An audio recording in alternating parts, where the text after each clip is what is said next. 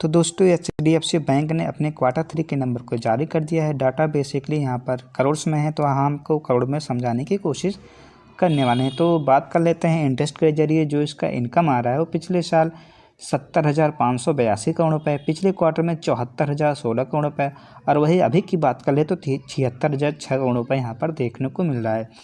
तो बात कर लेते हैं ईयर टू ईयर इसके इंटरेस्ट के इनकम में यहाँ पर ग्रोथ देखने को मिली है, और जबकि क्वार्टर टू क्वार्टर भी यहाँ इसके इनकम में इंटरेस्ट इनकम में यहाँ पर ग्रोथ देखने को मिली है। और बात कर लेते हैं इसकी टोटल इनकम के बारे में। जो इसका टोटल इनकम यहाँ पर निकल कर सामने आ रहा है वो पिछले साल 81,719 करोड़ रुपये था, और वही पिछले क्वार्टर में 85,499 करोड़ रुपये, और वही अभी की बात कर लें तो 87,460 करोड़ रुपये यहाँ पर निकल कर आ रहे हैं। तो ईयर टू ईयर बात कर लेते हैं उसके प्रॉफिट इनकम में यहाँ पर ग्रोथ देखने को मिली है, और क्वार्टर टू क्वार्टर भी यहाँ पर इसके इनकम में यहाँ पर ग्रोथ देखने को मिल रही है।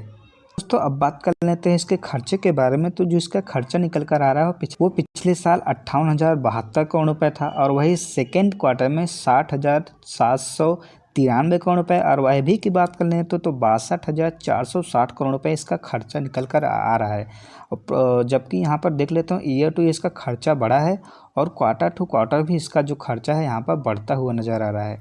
तो उसका जो खर्चा है वो क्वार्टर टू क्वार्टर और ईयर टू ईयर यहाँ पर बढ़ रहा है। अब बात कर लेते हैं कंपनी की टोटल प्रॉफिट के बारे में। तो जो कंपनी का टोटल प्रॉफिट यहाँ पर निकल कर सामने आ रहा है वो पिछले साल 16,372 करोड़ रुपये, और वह पिछले क्वार्टर में 16,820 करोड़ रुपये, और वही अभी की बात कर लें तो इसका प्रॉफिट जो आ रहा है 16,735 करोड़ रुपये यहाँ पर आ रहा है।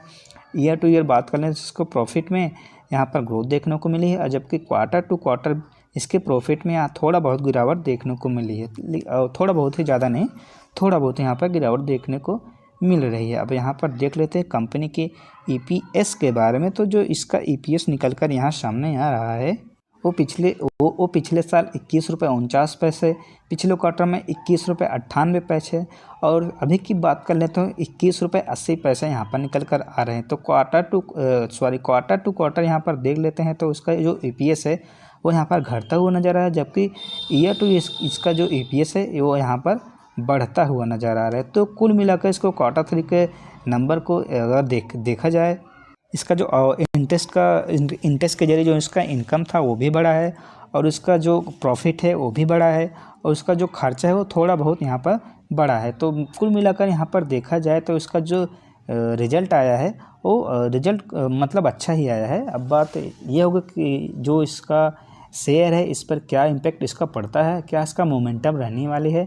अब यही देखना मतलब अच्छा हो सकता है। तो दोस्तों आज के वीडियो में इतना ही, मिलते हैं किसी नेक्स्ट वीडियो में, तब तक के लिए अपना ध्यान रखना, बाय बाय।